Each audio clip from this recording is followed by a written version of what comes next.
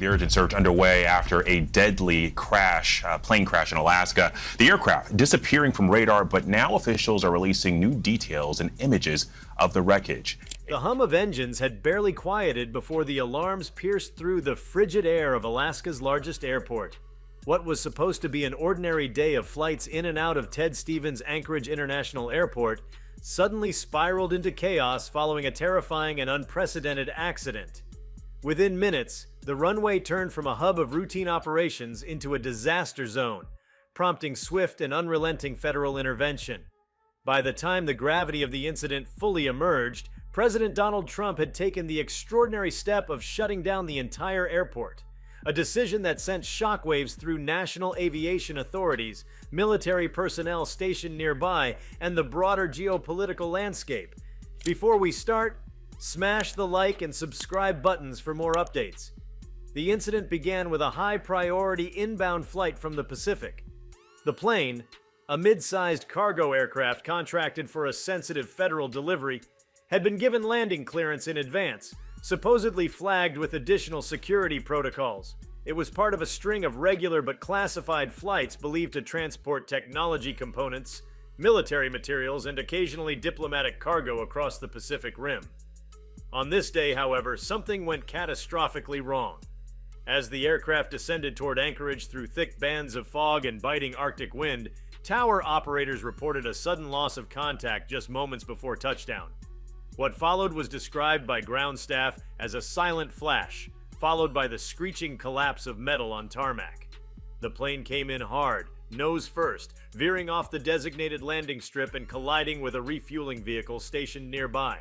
The impact caused an immediate explosion, igniting jet fuel and sending a plume of black smoke into the air that could be seen for miles. Emergency sirens began blaring across the airfield, and within minutes, fire crews, military police, and hazmat units descended onto the runway. What made the situation especially dire was the unknown nature of the cargo on board. As firefighters approached the wreckage to control the blaze, several were seen retreating almost immediately, not due to the heat or debris, but something else entirely. Witnesses on site reported that emergency teams began calling for total perimeter lockdown after several responders experienced acute disorientation, vomiting, and sudden loss of consciousness. Within 15 minutes, the airport was sealed off. No planes were allowed to land or take off. Road access to the terminals and airstrip was halted, and all communication from the control tower was rerouted through a classified channel. At approximately 1:25 p.m. local time, just under an hour after the initial impact, the order came directly from President Trump himself. The entire Anchorage International Airport was to be shut down until further notice. This was not a routine FAA procedural decision. It was a full federal mandate. Within the hour, unmarked government aircraft were seen circling the perimeter. Military helicopters landed with rapid deployment units, some clad in radiation gear, while government black SUVs took positions around key airport entry points. Reporters and onlookers who had begun gathering were forcibly pushed back beyond the outer gates. The implications of such a shutdown ran deep. Anchorage International isn't merely a commercial transit point, it's a strategic aviation hub that plays a vital role in trans-Pacific logistics and defense operations. With nearby military bases, including Joint Base Elmendorf-Richardson just miles away, any activity that compromised airspace or infrastructure in the region risked cascading consequences far beyond state lines. The presence of specialized government agents added to the tension, as it became evident that whatever was on that plane was not only sensitive, but potentially hazardous at a national security level. Satellite imagery taken hours after the crash revealed that large containment tents had been erected over the wreckage. A no-fly zone was implemented for miles around the site. What had begun as a tragic aviation incident was evolving into something darker, a high-security emergency that defied standard classifications. Theories began swirling among analysts and former officials. Was the plane transporting a prototype weapon, a biological agent, or something even more classified? President Trump's immediate and hands-on response raised eyebrows. Rarely does a sitting president directly order the shutdown of a domestic airport, let alone one as critical as Anchorage. Sources close to the administration indicated that Trump had been briefed within 20 minutes of the crash and had called an emergency session with top military and homeland security officials. His directive was absolute: secure the site at all costs, eliminate any potential threat to the surrounding population, and ensure that no intelligence, domestic or foreign, leaked details of the cargo involved. Within the closed circles of Washington, D.C., intelligence committees were activated. The Department of Defense and the Department of Energy became involved, a pairing that traditionally occurs only when nuclear or advanced energy technologies are part of the equation. Meanwhile, Alaska's governor was briefed in a private video call with the president, and all public officials were instructed to release only minimal, pre-approved statements. Back at the crash site, the air remained thick with secrecy. Residents in nearby Anchorage neighborhoods began reporting strange signals interrupting radio and satellite communications. Some locals claimed their phones had been jammed. A few even suggested they had seen drones patrolling overhead. The sudden blackout of information added fuel to a growing sense of dread, a sentiment that traveled swiftly through social media channels and independent journalism networks. Several hours after the shutdown, air traffic was rerouted hundreds of miles out of the typical flight corridors. Civilian planes approaching Alaskan airspace were given abrupt course changes, while commercial airlines delayed or canceled all flights involving Anchorage, leading to confusion, panic, and speculation across the aviation industry. With Anchorage acting as a key refueling and cargo stop for trans-Pacific flights, global logistics began to stutter. Cargo shipments were forced to take longer routes, with ripple effects in supply chains from California to Tokyo. On the ground, law enforcement presence increased tenfold. State troopers, federal marshals, and uniformed military officers formed concentric security zones around the airport's perimeter. Cameras from nearby roads were shut off. Even satellite mapping apps began obscuring the area with blurred overlays, a telltale sign of classified government operations.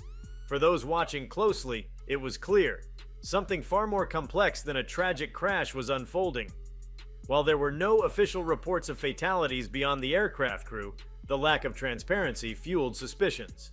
The identities of the flight crew were not released, nor was the flight's manifest. The tail number of the aircraft was initially visible in early photos, but was later digitally scrubbed from online databases.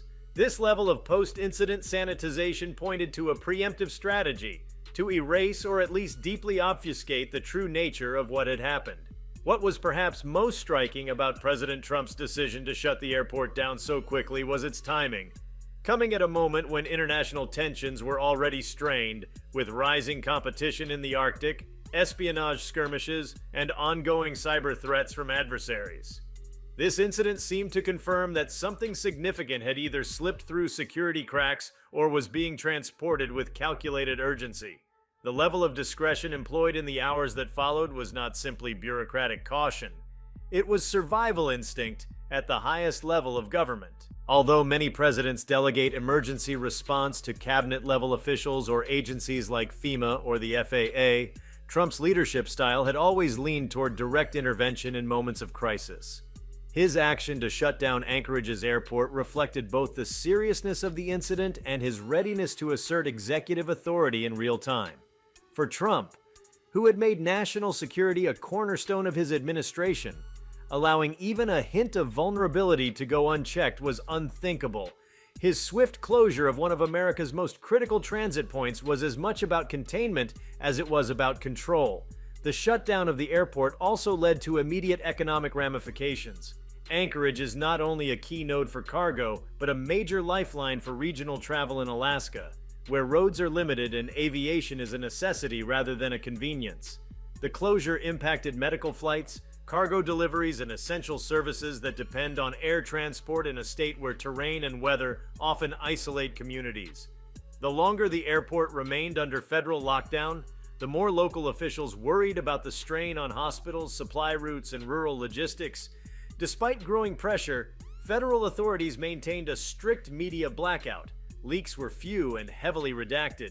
The only clear message was that the situation was being handled at the highest levels, and that public safety measures were being executed with maximum caution. For many observers, these phrases served only to deepen suspicion. If the incident were a mere crash with hazardous materials, why the extreme and prolonged secrecy?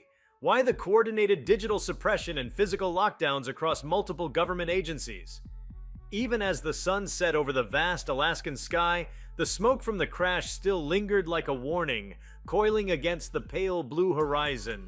From coast to coast, eyes turned northward. The questions remained unanswered, the truth locked behind layers of classification. But one thing was certain: whatever happened on that runway had changed something fundamental. In that brief fiery moment, Anchorage became the epicenter of a mystery that would haunt the corridors of power and speculation for a long time to come. As night deepened over the frozen expanse surrounding Anchorage International Airport, the air thickened with an unsettling stillness. From above, the site appeared like a war zone under blackout protocols. Spotlights carved through the darkness as teams moved systematically across the scorched stretch of runway, their movements sharp and coordinated. Specialized drones circled the perimeter in sweeping arcs, monitoring everything from air composition to ground vibrations. The entire zone had been transformed into a secure operations theater, one that wasn't merely trying to clean up a disaster, but to conceal the depth of its ramifications. Inside the makeshift command center erected beside the airport's western hangar, activity surged with urgency. Satellite communications streamed into a network of hardened terminals, bringing in live feeds from Washington, NORAD, and several unidentified facilities. Oversight came not just from FAA officials or standard federal agents, but from a coalition of top-tier intelligence analysts, Pentagon operatives, and contractors whose affiliations were omitted even in internal rosters. Their presence made it clear this wasn't a localized incident. It was a matter of national security with international sensitivity. Anchorage's geographic location suddenly loomed large in the analysis. Strategically positioned between Asia and North America, Alaska had long served as both a sentinel and a bridge, a territory threaded with Cold War-era military installations, missile tracking systems, and covert listening stations. Over the past decade, its importance had quietly intensified, especially as Arctic shipping lanes began to thaw, opening new routes and reigniting rivalries over territorial claims, resource rights, and surveillance capabilities. The mysterious crash had occurred in this increasingly contested backdrop, making the potential for foreign involvement or espionage a chilling possibility. Intelligence teams began combing through data from global reconnaissance satellites and SIGINT logs hours before the accident, looking for irregularities. Anomalous electronic signals, sudden changes in flight behavior, or the shadow of foreign surveillance in near space. Initial assessments hinted at something highly irregular about the flight path of the doomed aircraft. Although it had filed a routine trajectory and was in a registered trans-Pacific corridor, telemetry data suggested it had deviated slightly before its descent. Not erratic enough to raise alarms in real time, but upon closer inspection, its angle of approach and last-minute maneuvering were inconsistent with both its weight class and assigned vector. This discrepancy triggered a parallel investigation into the flight's origin. Though officially labeled as a U.S. domestic contractor flight, there were no confirmed visuals of its departure from its supposed origin airport. Security footage from the listed departure gate was missing crucial time frames. More curiously, none of the usual telemetry beacons tied to the cargo aircraft had logged standardized transit signals until just hours before it entered U.S. airspace. To aviation experts and intelligence analysts alike, this pointed to either a sophisticated spoofing event or an aircraft swap mid-route, a tactic known in espionage and covert logistics to smuggle highly classified or illicit material while evading radar flags. Adding fuel to the suspicion were irregularities in the response timeline. Before any news agencies could report the crash, pre-positioned mobile command units were already en route from a federal operations center in Nevada, specializing in critical containment and classified tech recovery. The speed with which these units mobilized raised the possibility that key agencies had advanced knowledge of either the flight or its cargo, but perhaps not of the impending accident. Some speculated that a mechanical failure had triggered an emergency landing, while others believed that an automated countermeasure had misfired during an unauthorized systems override. As forensic analysts began to probe the wreckage, they weren't merely hunting for black box data or pilot recordings. they were using ground-penetrating radar and ion scanning tools, instruments designed not just for crash analysis, but for detecting radiation, electromagnetic anomalies, and non-organic compounds often associated with advanced tech or sensitive biomaterials. One section of the scorched fuselage, quickly cordoned off under a thick containment barrier, drew particular attention. Crews worked on it in silence, using equipment normally reserved for high-energy particle lab environments, suggesting something on board wasn't just dangerous, but possibly outside the public's understanding of modern cargo transport. Back in Washington, congressional leaders were quietly briefed under tight security protocols. Only members of select committees, those dealing with intelligence, defense appropriations, and homeland readiness, were informed, and even they received fragmented need-to-know briefings. Words like anomalous material, geosensitive payload, and exotic contamination risk surfaced in private memos that never reached the public domain. For many of the seasoned lawmakers, the language invoked memories of previous classified incidents that had since become whispers of legend. Downed satellites in the 1980s, covert Arctic retrieval missions in the 2000s, and unexplained high-altitude recoveries near Greenland just 2 years prior. On the civilian side, aviation authorities and airport staff found themselves locked out of their own systems. TSA agents were ordered to remain silent and restricted from interacting with media or even internal HR personnel.